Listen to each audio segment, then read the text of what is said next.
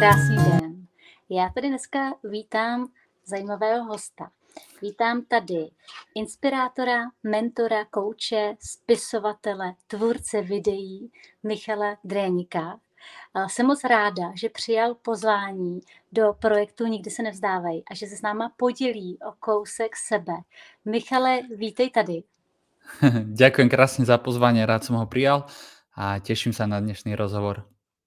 Já taky, děkuju. No tak já rovnou začnu. Michale, zkus se nám nejdřív představit, protože spousta lidí tě určitě nezná. I pro mě musím říct, že jsi nováček, že tě nesleduju dlouho a zaujal jsi mě a jsem moc ráda, že i tady se víc poznáme. Takže kdo je Michal? Michal Dréník je spisovateľ, momentálne 6 kníh, idem písať 7. A venujem sa tomu, aby som mohol s ľuďmi zdieľať moju osobnú cestu, osobného rozvoja, duchovného rastu. Keďže som mal 20 rokov, bol som ponorený v depresiách, hľadal som svoju cestu, nevedel som, čo budem v živote robiť. Pýtal som sa také hĺbšie otázky ako prečo sme tu, čo je zmyslom našej existencie, čo je poslaním človeka, čo robiť, aby som mal pokojnejšiu hlavu, pokojnejšiu mysel a vlastne ako nájsť nejakú harmóniu v živote medzi prácou, cvičením, oddychom, rodinou. Ako som tak začal objavovať tieto všetky vedomosti, poznatky, skúsenosti, začal som ich testovať, skúšať na mojom živote a začal som sa stále viacej učiť, začal som byť stále viacej inšpirovaný inými ľuďmi, tvorcami. To je 9 rokov dozadu. Tak som prišiel na to, že mi veľmi veľa vecí pomohlo, keď som sa zatiaľ a naozaj ich použil v živote a vtedy som si povedal, že ešte bol taký YouTube v plienkach na Slovensku a Čechách, že ešte málo ľudí tvorilo, nebolo to ako dnes, že vlastne každý 10. človek niečo kreuje. Tak som si povedal, že tak ja idem na sebe pracovať a budem to zdieľať s ľuďmi. Vôbec som za tým nemal žiaden iný zámer, iba ma to začalo baviť, začalo ma to zaujímať, čítal som stále viacej kníh a nejako čas bežal a som tu, vytvoril som nejakých 900 videí a napísal knihy, vytvoril videokurzy, momentálne robím prednášky, semináre, pobyty, chodím školiť rôzne firmy, ktoré nebudem menovať a to je vlastne Miško Dréník, taká bytôstka, ktorá hľadá svoju cestu a zdieľajú s ľuďmi. Děkujeme. Ty jsi zmínil, že jsi měl deprese. To je hodně zajímavý. Já vytipovávám si tak zhruba nějakou představu svojí jako lidi, který chci zvát tady do toho programu a říkala jsem si, že neznám někoho zatím, kdo má jako deprese, prošel nima, dal je a dneska žije skvělý život. Takže jo, takže přišel si. Krásně se člověk přitahuje. Povíš nám, měl jsi chuť někdy to takhle jako i zabalit, nějak vzdát, nějakou etapu tvýho života, kdy jsi říkal, že to je fakt těžký? No jasné, veľmi veľakrát. Až také tie krajné body, kedy som premýšľal nad tým, že sa zabijem, ale jediné, čo ma tu držalo, bolo také, že som mal psa, Staffordku, stále žije, Shelby, a ja som ju vlastne ku nám zobral, keď som mal 18 rokov, naši sa vtedy akurát rozviedli, takže ja som si povedal, že potrebujem pri sebe psa. A ona bola vlastne dôvodom, ten psík, že som to neukončil, pretože som si hovoril, že bože, však ona by to nepochopila, že čo by tu robila, že možno všetci dospelí rodinatí nejako by sa cez to dostali, sú ľudia, to boli také moje nejaké vtedajšie výhovorky, vtedajšie pochody mojej mysle. A ešte veľakrát som aj rozmýšľal, že ja buď to tu nejako zlomím na Slovensku, že nájdem to, čo by som chcel robiť. Vtedy som ešte nevedel, že budem napríklad robiť osobného trénera vo fitku, kondičného. K tomu som sa dostal až za pár mesiacov potom. Alebo som sa rozhodol medzi tým, že nájdem to tu, alebo odchádzam niekde pracovať do zahraničia. To som nechcel urobiť, takže som si povedal, že to zvládnem na Slovensku. Ale to prišlo naozaj ťažké obdobie, pretože ja som začal sám seba sa pýtať, že čo môžem v živote robiť, čo by som mal robiť, kto je Michal Dréník, má to vôbec zmysel a to ma tak začalo pokladať do takých vážne škaredých stavov, že som stále rozmýšľal nad tým, ale keby sa zabijem, tak vôbec sa nemusím takto trápiť, vôbec nemusím takto premýšľať do hĺbky. Takže začal som na sebe radšej pracovať, našťastie, a nejak som sa z toho pomaličky vyhrabal, trvalo to pol roka, možno až rok, ešte to malo také dozvy. A teraz, keď vlastne robím, čo robím, tak že by som s tým zabalil, myslím teraz pomyslením na prácu, mávam zhruba tak 2-3 krát za rok ma prepadne taký pocit zvláštny, ktorý našťastie vždy prejde, alebo ja ho nejako prepracujem, že na čo ja vôbec tvorím tie videá, keď ľudia aj tak nepočúvajú, nečítajú medzi riadkami, že na čo píšem tie knihy, keď aj tak možno ľudia to prečítajú a neaplikujú do života. A na čo ja vôbec tvorím, keď ja vytvorím niečo nové a potom polovica ľudí, ktorí niečo takéto podobné robia na Slovensku, zrazu záhadne robia to, čo ja. Takže niekedy mám také myšlienky, že sa niekde odsťahujem úplne preč, proste, že odídem na nejaké ostrovy reálne a že tam presedlám život a presne s tým, čo robím, ale našťastie sú to iba také obdobia, ktoré viem nejako pustiť do svojho života, prejsť, oddychnem si akurát vtedy, načerpám zrovna novú energiu a idem ďalej, pretože ja som vnútri, pomimo toho, že som muž, ktorý razí mužskou energiou prácu, kariéru, tak som aj ešte veľký bojovník, ktorý sa tu len tak nevzdá. To jsme rádi. Teď mi napadá více otázek, ale no, vrátím k tomu i jako nepříjemnějšímu období, o kterém jsi mluvil. Co ti jako nejvíc pomohlo, nebo co tě nakoplo? Pre mňa to bolo určite šport. Veľa takých duchovných, by som povedal, alebo preezoterizovaných, prespirituálnovane, neviem to vysklonovať, ľudí, ktorí sa príliš zaujímajú duchovnom, a veľmi zabudajú na to ľudské telo. A ja to dodnes neviem pochopiť, aj keď som sa to snažil riešiť, fakt, že z každej strany do hĺbky som do toho išiel. A ja si razím životom také krédo, takú myšlienku, tak sa vlastne volá aj moja prvá kniha, ktorú som vydal, keď som mal asi 21 rokov, alebo 21, lámalo sa to na 22. Volá sa Rozvíjaj rovnako telo aj mysel, pretože len tam nájdeme tú harmóniu a našťastie ako čas bežal a stále beží, tak stále viacej sa taká tá oficiálna veda zaujíma o ľudské telo, aký má vplyv na psychiku, zdravie ľudského tela. A je už krásne dokázané, že ako je veľmi dôležité športovať, cvičiť, ako to veľmi ovplyvňuje nielen, že zdravie fyzické, ale aj to psychické, mentálne, pretože naše telo úplne inak pracuje s látkami, molekulami, inak vyplavuje hormóny. A do toho ešte je veľmi dôležité, aký máme zdravý mikrobióm, to sú inak povedané baktérie v našich črevách, pretože to je doslova do písmena druhý mozog.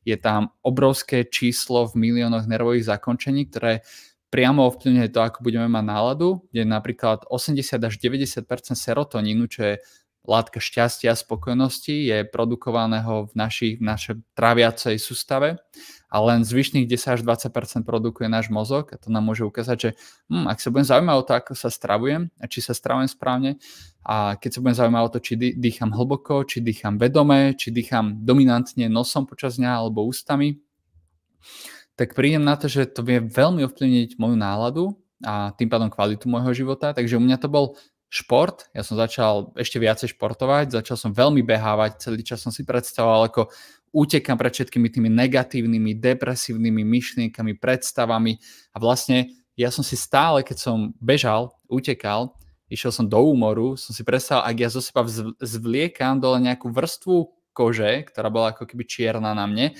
a ako za sebou nechávam to moje staré a ja som chodil aj 2-krát za deň behávať, veľmi som schudol, úplne, že fakt, že veľmi. Chodila som s tým mojím psom, čo som spomínal, že ja som veľmi vďačný vlastne, že od toho začiatku bola, že ma udržala pri tom, aby som s tým neskoncoval. Takže mne najviac pomáhal šport a druhá vec, čo mi pomáhala, bolo, že som sa prvýkrát v živote začal hlavou obraciať k nebu a začal som prehovárať k nejakému bohu, k nejakým anielom, potom som sa začal pýtať na nejaký vesmír, na život a to bolo leto, bolo veľmi teplé leto, bolo dlhé leto. A ja som chodil do parku v noci, stále sa rozprávať, takže bože, čo mám robiť, čím sa mám živiť, čo je zmyslom môjho života, čo by som mohol robiť, aby to pomáhalo aj ostatným, ale aby som z toho vyžil pekne, slušne. A to boli otázky, ktoré mi s tým športom veľmi pomohli a ktoré ma smerovali a to mi ukázalo prvýkrát v živote, že keď človek začne správne smerovať svoju pozornosť, ja som nenadával na to, že mi je zlé, že sa mám zle, že všetko je nahono. A ja som sa pýtal, čo mám robiť. A neviem, či už ten vesmír, alebo tá súhra aj toho tela, alebo náš mozog je vyvinutý na to, aby riešil problémy a hľadal spôsoby, hľadal cesty. Jedno s druhým sa to dalo dokopy a ja som sa našiel svoju cestu.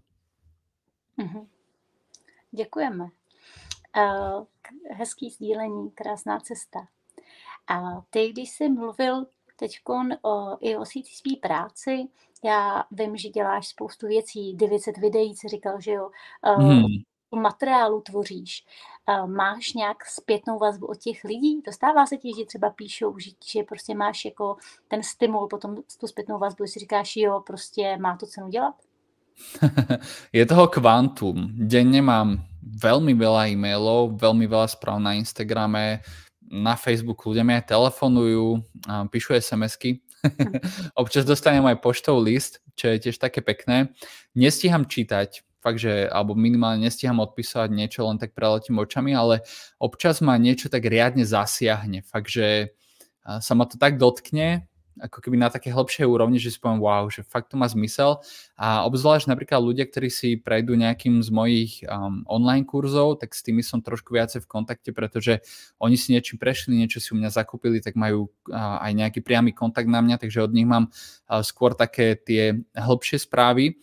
Ale každý týždeň dostanem aj takú verejnú niekde na e-maily z mojej tvorby a myslím, že keby som nemal spätnú väzbu, tak asi to toľko nerobím, aj keď sa snažím byť v takom štádiu, aby ma to neovplyvňovalo, že vlastne som nad aj tými hejterskými komentármi, proste iba si to prečítam, alebo niekoho ešte vyprovokujem, aby tam viacej písal, aby to potom malo väčší dosah videí, pretože na to zabúdajú ľudia, čo ti dajú nejaký akože škaredý komentár, že oni vlastne to tvoje video alebo tú tvoju prácu posúvajú ďalej, potom tá sociálna sieť, že to je záujem, to sa komentuje, ukazuje to ďalej a ďalej a ďalej.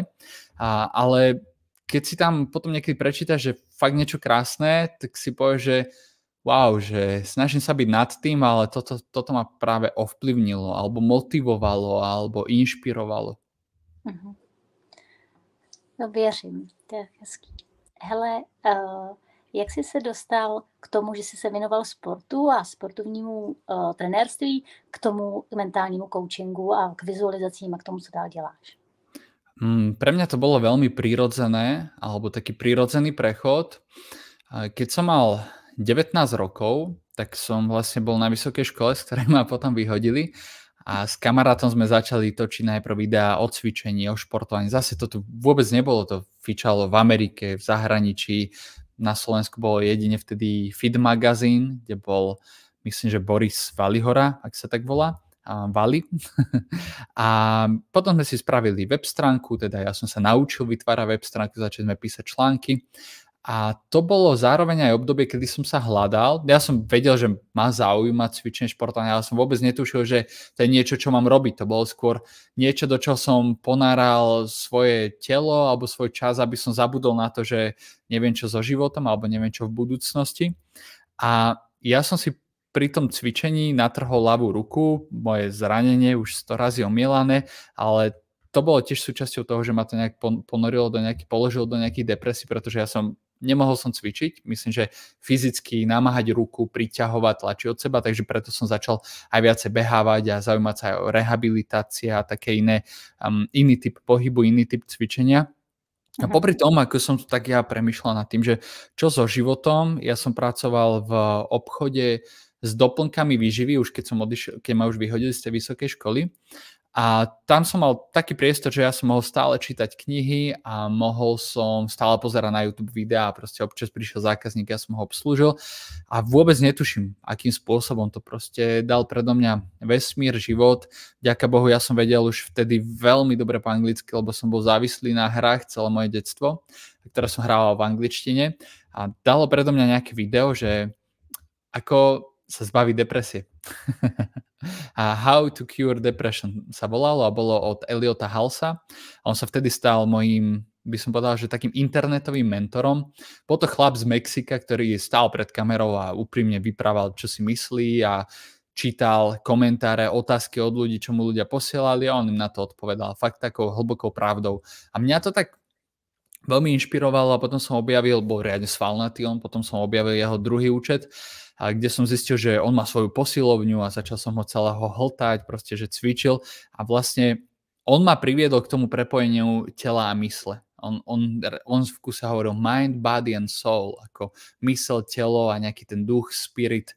v nás ako v človeku, alebo že to tvorí náš charakter. Takže mne to prišlo prirodzené skrz to, že on bol človek, ktorý ma inšpiroval, ktorý vo mne vyvolal nejakú krásnu vec a ja som si povedal, že wow, takéto krásne veci by mohli vedieť aj iní ľudia, ja to idem na sebe skúšať a idem to s nimi zdieľať. Takže toto bola moja cesta. Ty jsi zmínil člověka, který tě inspiroval. Byli další nějaký, co tě inspirovali, co tě třeba inspirovali? Nie. Pardon, ešte jeden. Akože inspiroval. Určite ich bolo desiatky až stovky, pretože prečítaš nejakú knihu od nejakého autora, tak ťa zákonite inšpiroval ten autor, ale taký ten razantný vplyv mal iba ten Elliot Hulse na mňa, ale potom mňa veľmi aj baví a zaujíma filozofia, tak žil jeden zen buddhista, filozof, volal sa Alan Watts, 2V a Watts, 2T a 1S, Alan Watts. A stredné meno bolo tiež na 2TV, to si už nepamätám, od neho mám rôzne knihy, on sa prepil a zomrel, ale mal veľmi hlboké, krásne myšlienky, takže ešte aj jeho filozofia mi veľmi dala a dodnes dáva. Každý týždeň si od neho niečo pustím. Je zachovaných veľmi veľa nahrávok aj na YouTube. Mám knihy z antikvariátov, jednu som zháňal v Prahe, to úplne tak nádherne vesmírne sa ku mne dostalo v Prahe v antikvariáte. Takže títo dvaja ľudia, ale najviac ten Elliot Hulse. Ale odtedy, že by som mal nejakých ľudí, ktorí by ma vyslovene inšpirovali alebo boli nejakými mojimi nejakými bohmi na nejakom piedestále, tak takých som ešte nestretol.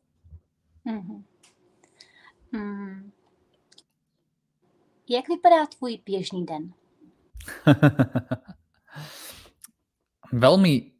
Veľmi bežne. Niekedy ľudia čakajú, že ja mám úplne wow, proste nejaké zaujímavé, zvláštne rituály. Akurát včera som to s jedným mojim klientom riešil, ale aby som to neobkecal a išiel na to priamo. Ráno vstanem, úprimne nie na silu, nesnažím sa to robiť nejako, že idem sa na silu byť vďačný, ale úprimne nájdem vždy jednu nejakú náhodnú vec, za ktorú poďakujem. Včera ráno to boli oči, dneska to boli uši. Áno, dneska mám sluch, môžem počúvať, to je krásne. Ďalší deň sa zobudím s tým, že veď mám pri sebe manželku, nemá každý manželku, nemá každý niekoho, koho miluje. Poďakujem za to, že mám manželku. Jednoducho uvedomím si tie úplné základy, aby moja mysl, moje bytie bolo od rána uvedomené o tom, že niečo mám, za čo môžem byť vďačný. Zrovna včera som to pridával aj na Instagram, že väčšina ľudí má toho viacej, za čo môže byť vďačná, než si myslia.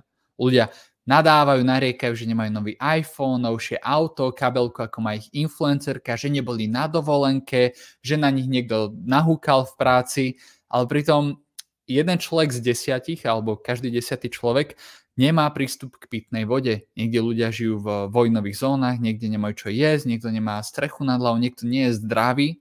Hej, že ja nechápem, keď sa niekto sťažuje na život a je kompletne zdravý, že má ruky, má nohy, má všetko v pohode, nervovú sústavu, žiadnu chorobu, ktorá by ho trápila, ten človek sa bude nadať. Ja si hovorím, bože, máš zdravé ruky, zdravé nohy, ako moja babka hovorievala, a ty tu budeš minžovať na život, takže takú nejakú tú vďačnosť si spravím. A potom 100% nevylezem z postele, pokiaľ si nepomyslím, nepovizualizujem, minútku, dve vôbec nie je veľa, to, kam smeruje môj život. Každý by si mal byť vedomý toho, kam smeruje svoj život. A potom počas dňa si to samozrejme pripomínam, pretože je veľmi naivné myslieť si, že keď 16 hodín sme hore, 8 hodín spíme, 16 hodín sme hore a je to nejakých 960 minút má deň a keď si niekto myslí, že bude 2 minúty ráno vizualizovať, tak zvyšných 958 minút mu môžu lietať myšlienky a si väčšinou ľudia myslia, že tak zmanifestujú iný život, zhmotnia iný život, tak je to veľmi naivné. Potom idem na prechádzku s obsom a tam počúvam audioknihu, vo väčšine prípadov polovicu prechádzky a polovicu prechádzky naspäť si afirmujem, ale žiadne také afirmácie, že ja som milionár, ja som bohatý, ja som úspešný, ale sú to skôr také afirmácie, ja to volám, že nastavujem svet a mením si vlastný všeobecný mindset do sveta a samotné očakávania od sveta. Nie, že mením, ja si to udržiavam, ale sú to afirmácie ako všade, kde prídem, sú veľmi dobre naladení ľudia, alebo každý je štedrý, koho stretnem.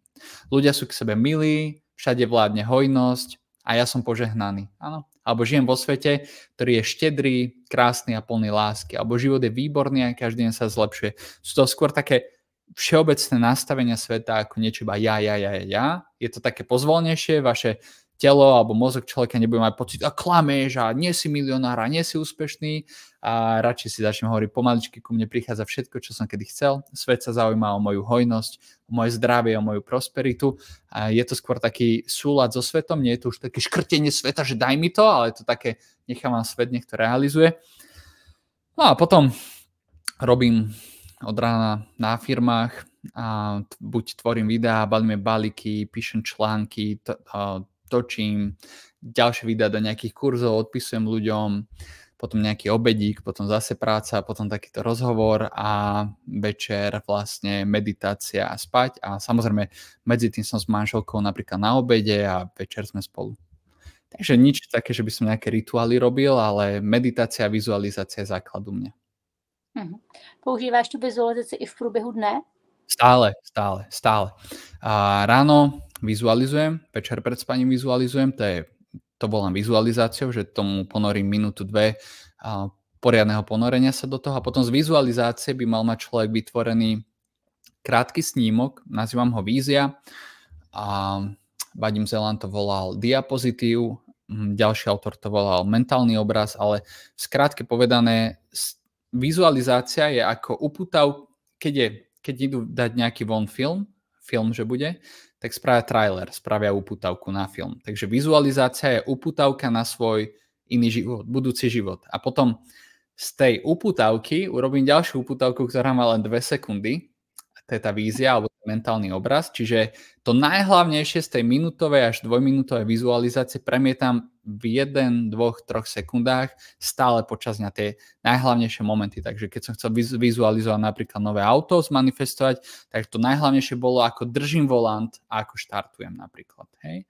Ale pri vizualizácii kráčam k autu, odomykam ho, otváram dvere, sadám, zapínam si pál, spúšťam rádio, štartujem, chytím volant, navoniam, nadýcham sa priestoru, šoferujem, zamykam auto. To je vizualizácia. Vízia je iba čistý taký flash v hlave, ako držíte volant a idete niekde iba v rýchlosti a to je potrebné pri manifestovaní stále, celý deň. Ľudia potom, to je ťažké a videl som video, kde nejaký autor hovoril, že to by ľudia nemali robiť, lebo ich to oberá o energiu. Jasné, že cielené dookola niečo vizualizovanie berie energiu alebo predstavovanie alebo strieľanie zámeru, pretože ľudia nemajú pevnú vôľu, ľudia sú zakalení závislosťami na hrách, na Instagrame, na Facebooku, na YouTube, na TikToku, na porne, na seriáloch, na fast foode a potom jasne, že je pre nich namáhavé usmerňovať svoje myslenie, keď ich mysl len takto lieta a reaguje na všetko. Takže taký argument niekedy počúvam a príde mi úplne detinský a nedomyslený, takže robím to počas dňa stále. Moje další otázka byla, nebo je, chtěla jsem se zeptat a už si mi na ní krásně odpovídáš v tady tom dotaze, je, jak vypadá tvůj běžný den z pozice tvýho vnitřního světa? Z pozície môjho vnútorného sveta je môj deň taký, že od rána si vždy poviem, že dnes budem dobrý človek. A stále sa snažím byť dobrý, ale skôr by som odpovedal na to, že čo je niečo, čo som si ako keby pre niečo som sa rozhodol už dávnejšie, je to, že budem stále v strede, že budem pokojný. Bo ľudia majú radi aj šťastie, radosť, ale veľakrát sú to také preceňované emócie, kdežto človek najviac zostane pokojný v tom svojom vnútri, v tom svojom vnútornom svete, keď sa naučí na situácie reagovať veľmi s ľahkosťou alebo ideálne nezareagovať a byť stále v takej tej pozícii, že všetko je situácia. Že aj keď sa mi fakt, že sa stane niečo nepríjemné, tak si musím povedať drienik, nádych, výdych, fuck it, splachni to dole a kľud. Za to, že sa to deje a tvoj mozog to chce vnímať, alebo tvoje ego ako negatívne, neznamená, že musíš negatívne reagovať. Tam samozrejme ľudia, ale to je prirodzené, potláčaš emócie. Nie je, pretože je to iba to, čo človek dovolí a kam chce smerovať svoju energiu. Pre mňa vždy pomáha to, že si uvedomím, že to, že sa nechám tým nahnevať, nič nevyrieši.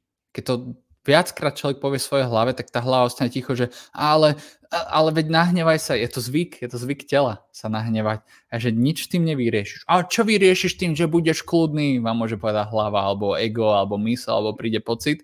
A si vždy poviem, možno tiež nič, ale aspoň moje zdravie netrpí. A tým vlastne argumentom vždy tie svoje vnútorné pochybnosti alebo názory alebo vzorce myslenia alebo pochody, čokoľvek ide, vždy správnym argumentom vie človek ako keby odbiť, pokiaľ je to dobre cielené, alebo správnymi otázkami cielenými pre ten program, ktorý sa vyvalí na nás. Takže to je také moje gro, snažiť sa byť pokojný, ale vždy raz za čas príde niečo, čo sa ma snaží vyskúšať, otestovať. Napríklad len náš šialený pes celý je okupený a skočí vonku do veľkého bláta a vidím, ak sa na tom vnútorne rehní a ja si hovorím, no díky vesmír. Takže to sú také situácie, ale neznamená, že keď by ma niekto že vyslovene nasral, napríklad šoférujem a zvykol som strašne nadávať na šoférov a vedelo ma to tak normálne ešte, že som bol hodinu v práci, keď som trénera robil, som si to tak prehrával v hlave. Teraz vynadám, kľudne to vypustím, keď cítim, že je to silné, ale potom sa už cítim vyčistený, že nedusím to, keď to nie je potrebné, ale zároveň nenechávam sa tou negatívnou emóciou ovládať, ale skôr tak vedome k tomu prístupím, že super, teraz sa naseriem, zakričím si, zanadávam niekomu a idem ďalej. Díky za tvoji upřímnost. Ty jsi hodně povídal o těch vizualizacích a co, tady mě to hodně zajímá. Co si tak nejčastěji vizualizuješ? Ja si už nevizualizujem, by som povedal, že dosiahnutie niečoho, pretože som dosiahol všetko, čo som chcel. A tým pádom ja už iba ako keby umocňujem to, čo žijem a ďalej si to užívam v mojich vizualizáciách. Čo ale nie je možno dobrá odpoveď pre poslucháčov, pretože väčšina ľudí chce niečo vo svojom živote zmeniť alebo dosiahnuť. A dlho som bol taký, že ešte veľmi dávno som si vizualizoval iba nejaké materiálne úspechy, proste peniaze, auto, bývanie alebo nejaký spoločenský status, alebo to, že sú moje knihy vo všetkých knihkupectvách a tie veci sa pekne naplnili, to je síce krásne, ale postupom času som prišiel na to, že dôležitejšie je vidieť nejaký všeobecný obraz o svojom živote, že aký život by chcel človek viesť všeobecne a tam vedieť zahrnúť aj to, že som viacej trpezlivý, som viacej cieľavedomý, som zdravší, som pokojnejší, som vyrovnanejší v živote, dávam viacej lásky, viacej dobrá, ľudia sa pri mne cítia ako keby inšpirovane, pokojne, že dávam ľuďom moju energiu a neprichádzam o ňu, takže to boli potom časom vizualizácie, ktoré som začal tak zliepať, uvedomil som si, že najkrajšia s odstupom času najlepšie je, keď si človek vie vytvoriť nejaký všeobecný obraz o svojom živote a zahrnúť tam práve, že aj tie ako keby vlastnosti človeka, aby sa vedel aj vidieť ako iný človek a potom si uvedomiť, že celé to dosahovanie cieľov vôbec nie je o tom napríklad finančnom zbohatnutí, ale o tom, aby sa ten človek stal bohatý najprv v sebe vnútri, aby začal inak konať, inak premýšľať. Takže ja si momentálne len ďalej užívam to, čo žijem, a ďalej to keď tak pretváram, alebo čakajú ma nejaké obchodné stretnutia, jednania, tak to trošku ako keby zlepším tou myslou, ale občas nájdem nejakú výzvu, ako napríklad nedávno bolo, že som sa rozhodol, že ešte som nebol v žiadnom mainstreamovom médiu, nikde ma ešte nevysielali v takom mainstreamovom, takom proste úplne, že pre najbežnejšiu populáciu, tak na ceste na dovolenku som si sadol v lietadle a z toho 5-hodinového letu som si nejaké 2-2,5 hodiny vizualizoval, ako mi píšu z startup.sk.cz, a to pravdepodobne poznáš, alebo už si o tom počula niekedy, ako je aj Refresher, Startup.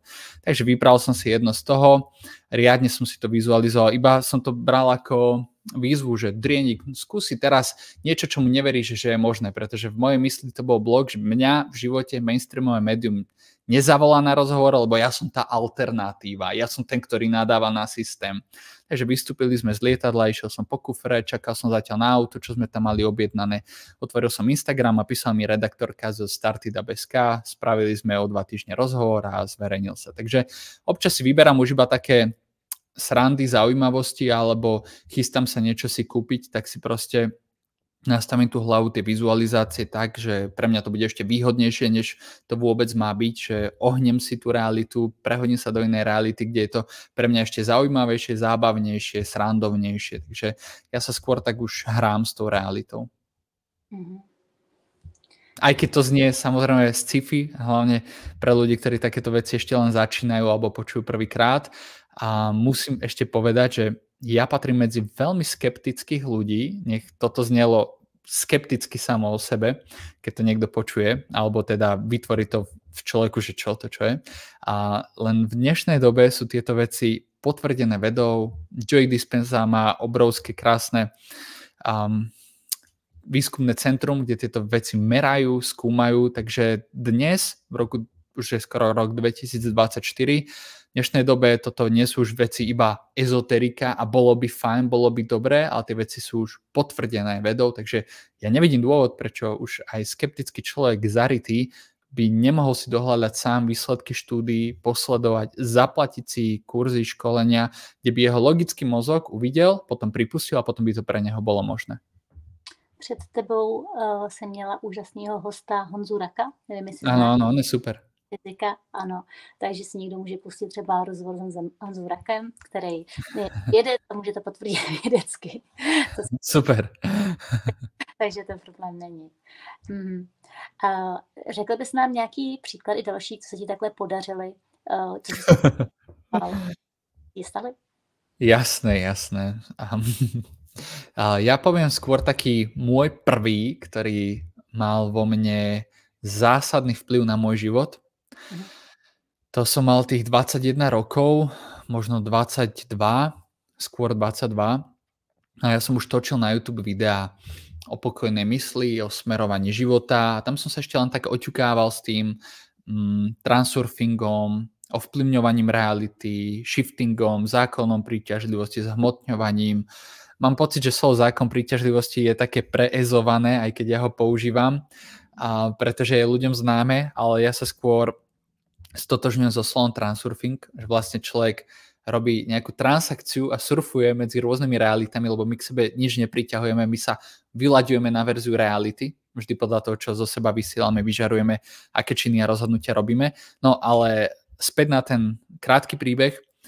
Mal som povedzme, že 22 rokov, sedel som ešte v detskej izbe u maminy doma, vlastne v mojej detskej izbe a točil som už videa na YouTube a potreboval som, alebo respektíve chcel som novú kameru, nový notebook na to, aby som mohol strihať videá, ktoré točím, kameru som mal, pardon.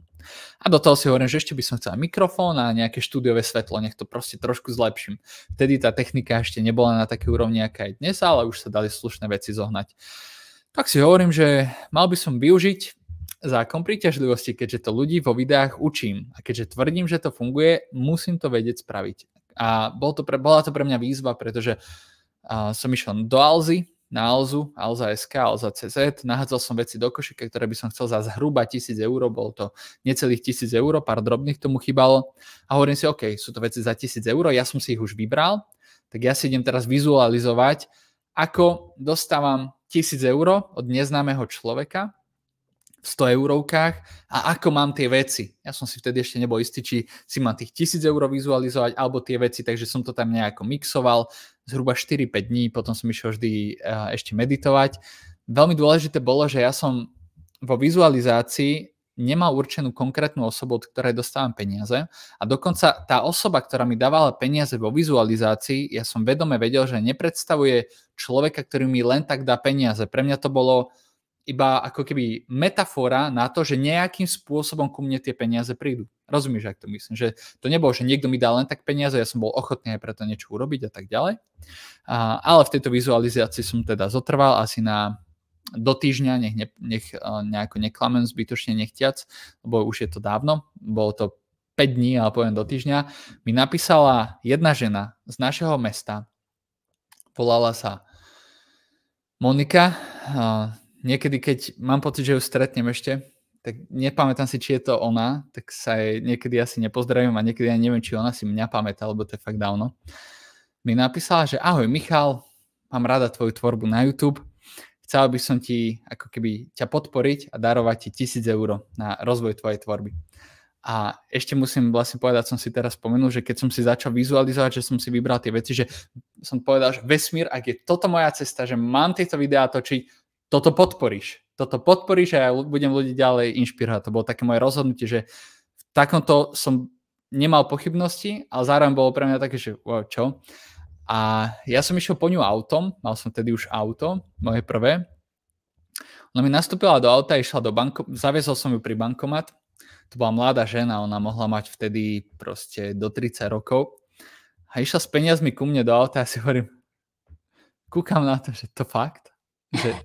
Že to sa fakt deje? A to mi vtedy aj ukázalo, že nemusím to ako keby 100% veriť, že niekto je taký, že úplne, že 100%. Proste na tom, že som uvidel, že ma to prekvapilo, som pochopil, že ja som neveril tomu na 100%. Že tam išlo o tej baby, ten fokus, tá vízia tam lietala, lebo ten vesmír, jasné, že keď niekto vôbec neverí, že aby som stále o tom strašne pochyboval, tak to nedostanem, ale ak tam ešte štipka pochybnosti, nič sa nedeje. A to sa mi stalo zrovna aj včera, ale o tom to nemôžem povedať, čo sa mi stalo včera. A povedzme, že sa mi zhmotnilo v živote niečo, čo som dávnejšie chcel.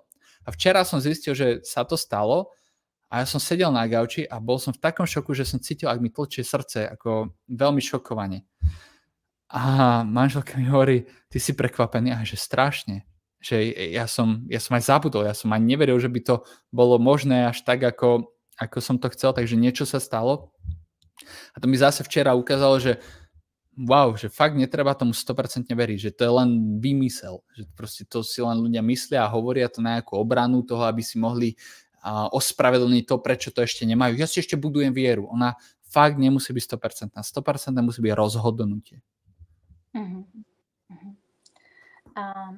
Dobře, tak když mám něco, co chci, jo, nějaký záměr, co by poradil, nebo konkrétně mě, já budu jako divák, nebo prostě mě poradit, co mám pro to udělat.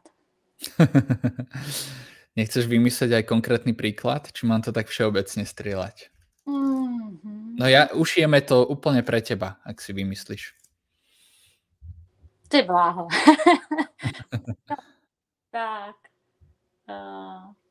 Tak jo, dejme tomu, že chci letět v únoru na Joe Dispenzu a potřebuju nějakých $15. Dobre, únor.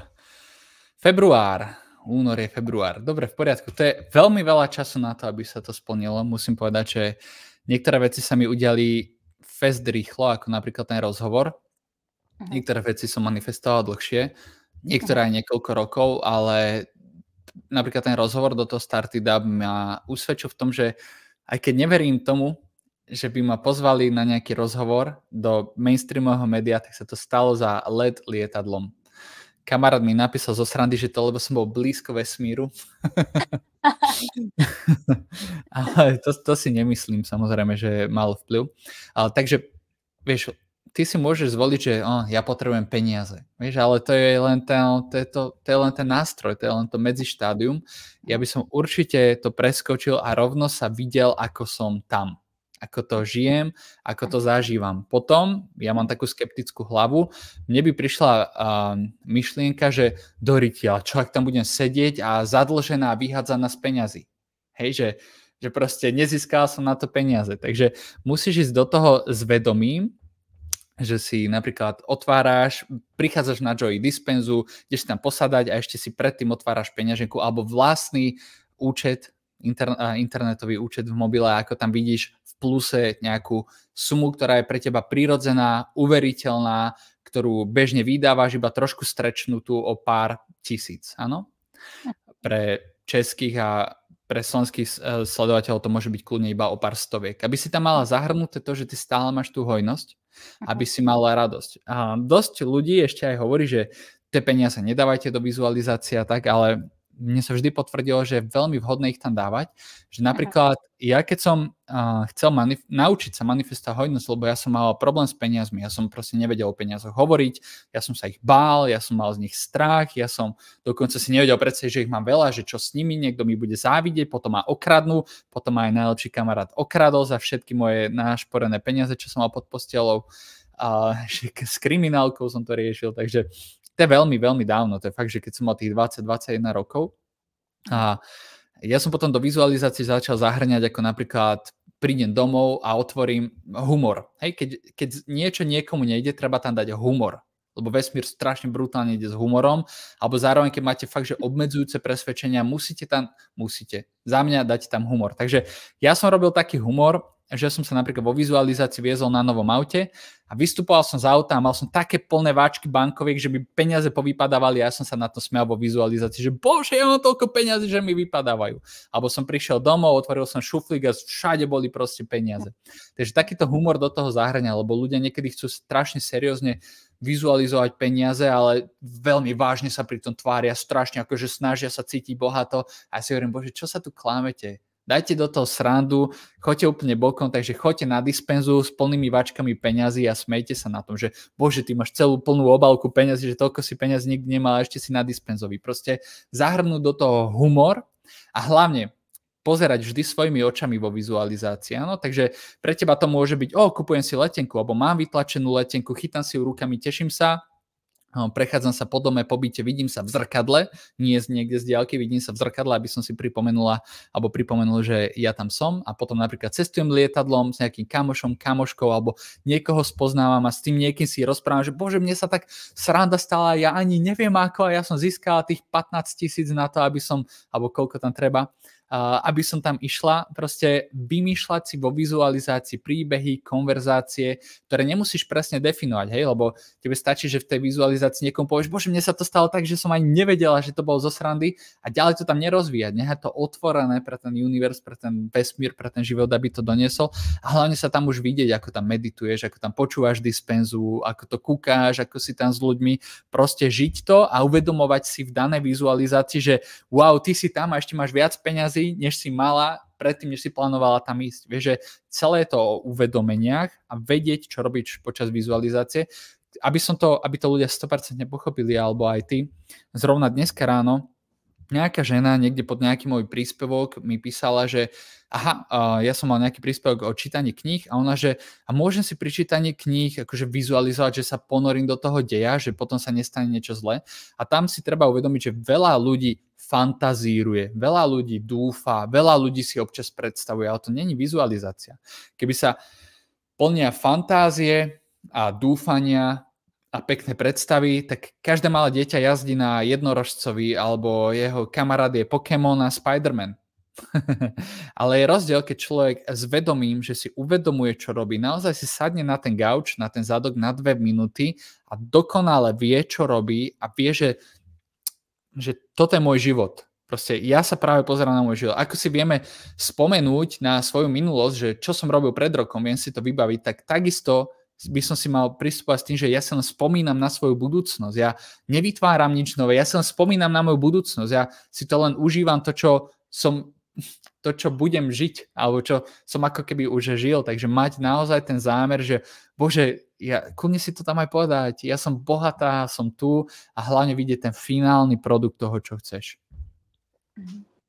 Chápeš, nikdy ten prostriedok na to, lebo to je zbytočne spomalená cesta, že ty zrazu môžeš dostať ako darček danú vstupenku, spoznáš super chlapa, alebo šéfa, alebo hoci koho a dá ti to, alebo proste nájdeš to, alebo vyhráš to, lebo spraví žrebovanie o jeden listok. Proste stať sa môže čokoľvek. Ja som počul už také geniálne príbehy od ľudí, že mne príde už veľmi trápne myslieť si, že ja viem ako.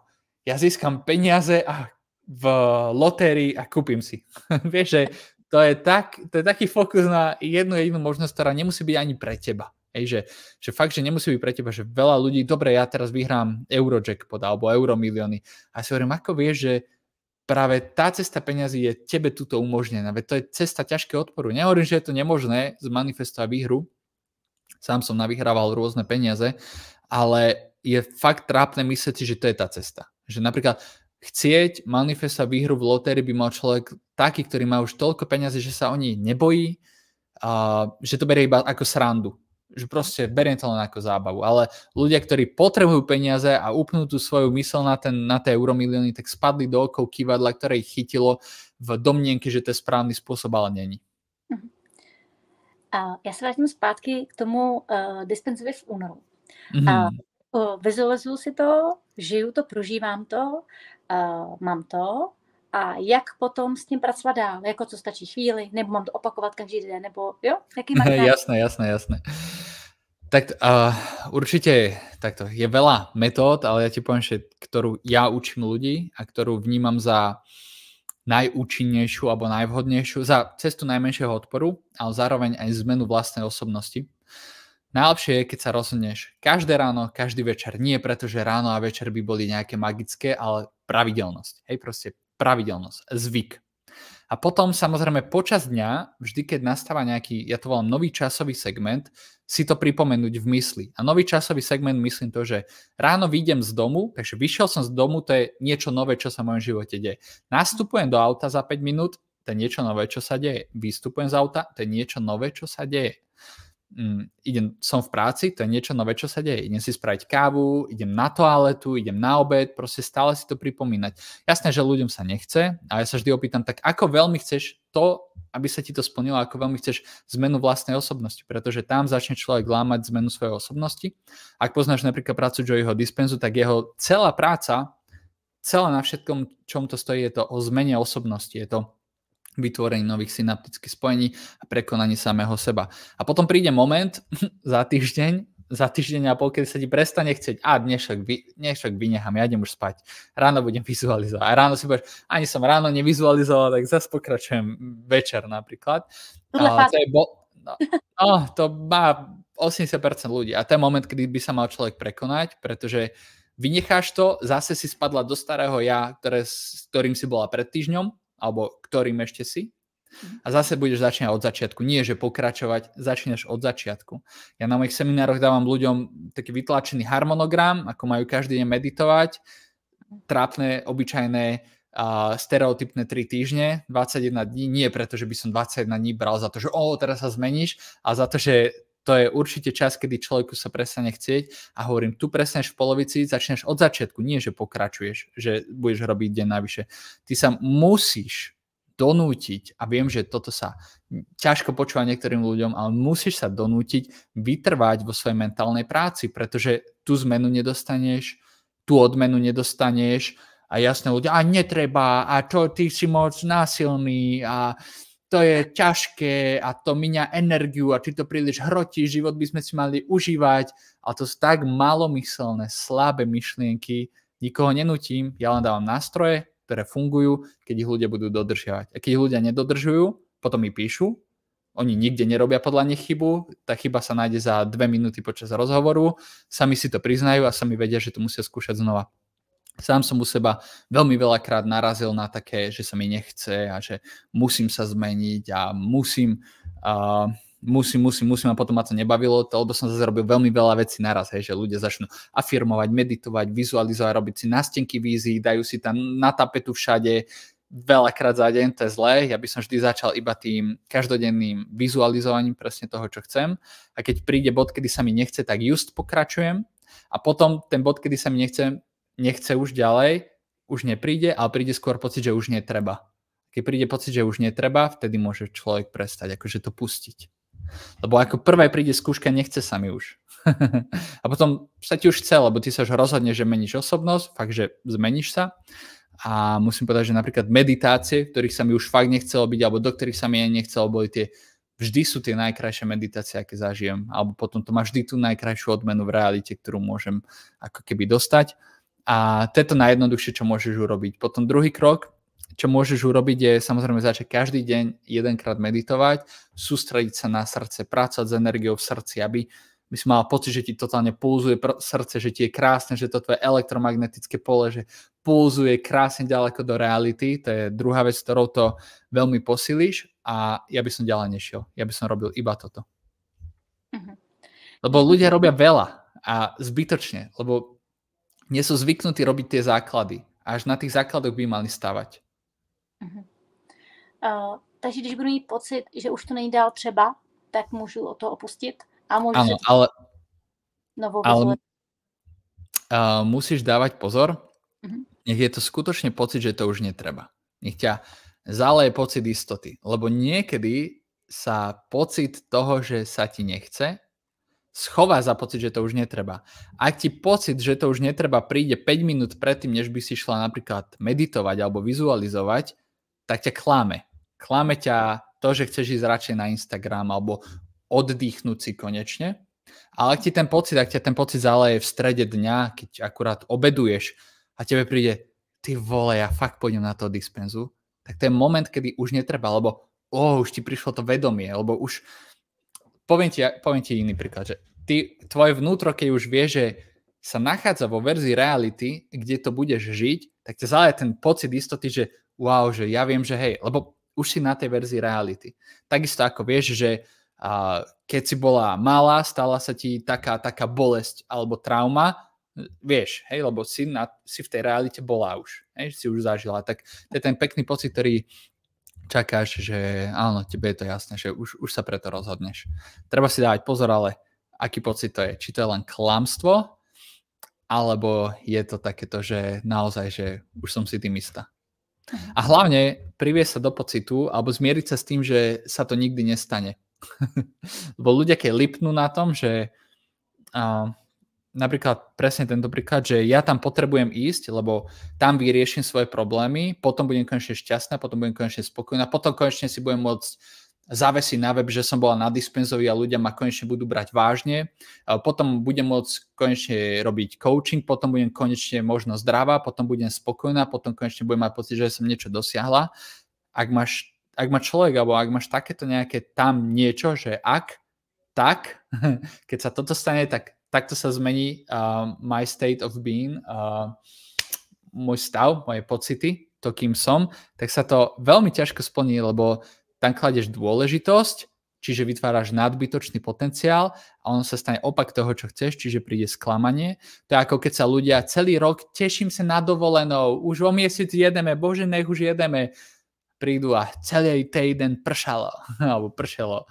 Tak lebo sa moc tešil človek, lebo tam už budem šťastný, tam už budem spokojný, tak just bude opak. Na schvál.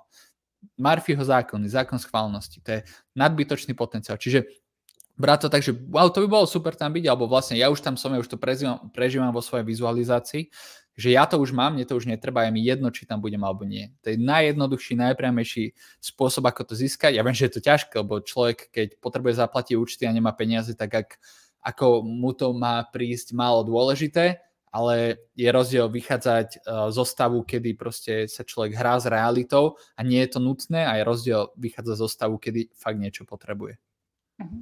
Když člověk třeba řeší, že mu chybí peníze na nájem a třeba nemá v tu chvíli práci, co bys mu poradil? No to je veľmi ťažký stav. Tam vôbec by som nehovoril, a myslí teraz pozitívne a tak, to je fakt ťažký stav. Ja som sám v takých stavoch žil, ale najjednoduchšie, najprirodzenejšie, čo človek môže začať robiť, je začať pracovať so svojimi energetickými centrami. To znie za strašne ezotericky. Mne je to samému niekedy vtipné, keď to poviem vlastne. Ale meditovať, upokojiť mysel, snažiť sa a s nádychmi, výdychmi predstavať si, vizualizovať, ako si ťahá človek energiu do centra v bruchu, dokým nezačne brucho vydávať zvuky, trávenie sa zobudí, energia v bruchu sa zobudí a dokým človek nebude mať pocit, že nejaká žeravá gula, žeravé slnko rastie v strede brucha. To je naše centrum prežitia, centrum sebavedomia, centrum finančného zázemia, takého toho bezpečia, alebo jednoducho, aby mal všetky potreby vyriešené vo svojom živote. Tam je veľmi potrebné dávať energiu. Ktokoľvek, kto má problém s peniazmi, konzultujem s ním, vidím ho, rozprávam sa s ním, má to tam slabé. Ja to vnímam, vidím to, až potom človek môže začať si, afirmovať a myslieť pozitívne. Tam treba zakladať do seba životnú energiu. Dobře. Já jsem teď v tom, tak se do toho tak ponořila, že jsem úplně Jasné, v pohodě. roli pokládání otázek. Aha. Asi máš nějaký takovýhle meditace, že můžeme lidi odkázat na tvoje meditace? Mám ich na YouTube, asi 23 momentálne. Všetky sú zadarmo, čiže ľudia, ak si ťuknú YouTube, Michal Drieník, v zoznamoch videí sú vedené meditácie. A určite ľuďom odporúčam vybrať si nejakú, ak chcú v tom mať pravidelnosť, nejakú takú, ktorá je na to dobrá, takže je tam napríklad meditácia na každý deň, alebo na štart dňa, takže každé ráno, alebo je tam meditácia, aktivácia tvorivého centra, alebo aktivácia čakier, lebo má tam aj nejaké meditácie iné, že hypnózy, náhľad do budúcnosti, zbavenie stresu. A to nie sú meditácie, ktoré sú vhodné na pravidelnosť. Jak často teda môžu to lidi takhle meditovat? No, veľakrát ľudia, ktorí mi píšu, že padnú do meditovania a zistia, že im je príjemne, že im je super, že sa cítia dobre, tak do toho spadnú tak zbytočne veľa, že meditujú 2-3 krát denne, občas sa s tým stretnem, tak predtým by som chcel ľudí vyvarovať, meditujte raz denne. Najlepšie v rovnaký čas, aby ste si zvykli. Potom taký častý problém u ľudí je, že zaspia pri tom a je to preto, že ležia. Akože ležia pri meditovaní je super, ale ak pri tom zaspám, tak budem sedieť. A nebudem meditovať v posteli, pretože keď ideme spať, prechádzame z beta vln do náš mozog, z beta vln do alfa vln do teta vln do delta vln. V delta vlnách už začíname proste spánok. A keď meditujem, idem rovnaký proces, idem beta vlny, alfa vlny a niekto preskočí meditácii tak hlboko, že ide do teta vln a potom je veľmi ľahké odtiaľ zaspať. A keď som ešte v posteli a môj mozog, moje telo je zvyknuté, že čo robím v posteli každý deň? Spím, tak človek pri tom zaspí. Takže lepšie ešte aj zmeniť miestnosť a potom ľuďom často príde aj otázka, že je lepšie ráno, je lepšie večer. Podľa mňa najlepšie ráno, akože v takých tých doobedných hodinách, hodinku po tom, čo človek vstane, alebo kľudne hneď niekde sa presunúť, ale v podstate je to jedno. Ja ráno nemeditujem, aj keď viem, že je to najlepšie. Ja meditujem zhruba o 16. o 17. každý deň. Občas vynechám, hej, aby som zase, keď je to že strašne veľa pracovne na mňa, nie, že by som bol doma a povedal si, že sa mi nechce, ale ak som dlho na firmách, dlho na cestách a prídem domov o 10. večer, tak už meditovať nejdem. Dobře, koukej. V rozhovoru přišla moje dcera, což by ještě úplně nevadilo, ale zašla nám klavová technika. Takže závěr se úplně nepoved, tak jsme to s Míšou udělali jinou formou. Poslední 2 otázky. Co pro něj znamená nikdy se nevzdávej a co by scházelo posluchačům, mi dotočil posléze. Takže si to užijte. Mějte se krásně, sledujte IrenaBrejchová.cz, nikdy se nevzdávej EU a YouTube kanál Nikdy se nevzdávej. Budu ráda, když dáte, jak je to tam, sleduj, myslím, nebo když budete prostě sdílet, pokud se vám to líbí, budu moc ráda, že se to bude šířit dalším lidem. Mějte se krásně, užívejte a ahoj. A užijte si poslední otázky Michala Drejníka. Ahojte. Čo pre mňa znamená nikdy sa nevzdávaj alebo nikdy sa nevzdávej? Hlavne to niečo môže znamenať pre človeka, ktorý práve v daných momentoch, kedy takúto myšlienku počuje, alebo skôr vetu, kedy sa nachádza v momentoch, kedy naozaj potrebuje pomôcť, potrebuje vytrvať a cíti beznádej. Je to veta, ktorá mi v živote pomohla, keď som bol v depresiách, hľadal som sa, kade pôjdem ďalej, čo budem v živote ďalej robiť. A narazil som na ňu v jednom videu, ktoré sa volalo Never Give Up, čo v preklade znamená Nikdy sa nevzdávej. A bol to vlastne moment, kedy som si v živote uvedomil, že mám dole, keď som dole, na dne, možnosť iba už jedným smerom a to ísť hore. Takže veta pre mňa znamená, alebo myšlienka, udržať si ten cieľ niekde v tej mojej mysli, aby som vedel, kam smerujem. Ale keď sa človeku už darí, alebo cíti, že je na správnej ceste, pre ňoho samozrejme tá veta na nejaký čas možno stráca význam a opäť sa k nej vráti, keď zažije tú sinusoidu, kedy bude opäť dole. Čo by som odkázal sledovateľom tohto podcastu alebo ľuďom, ktorí toto práve teraz pozeráte, počúvate, je, aby ste v živote chceli zmeniť svoje staré zvyky. Opustili svoje staré ja, staré lipnutie, starú prácu, starého partnera, starý spôsob chovania, starý spôsob reagovania, starý spôsob myslenia. Proste spravili zmenu. Nebáli sa aj natoľko, že vás bude vaše staré ja odhovárať od zmien, ale aby ste vykročili vy za tou zmenou. Stále hovorím ľuďom, choďte za tou zmenou a staňte sa ňou. A potom sa tá zmena môže zmaterializovať, zmanifestovať vo vašej vlastnej realite. Ďakujem vám krásne za pozorenie, moje meno je Michal Drejník a teším sa, že na sebe pracujete a že ľudí, ktorí na sebe pracujú, je stále viacej. Ahojte.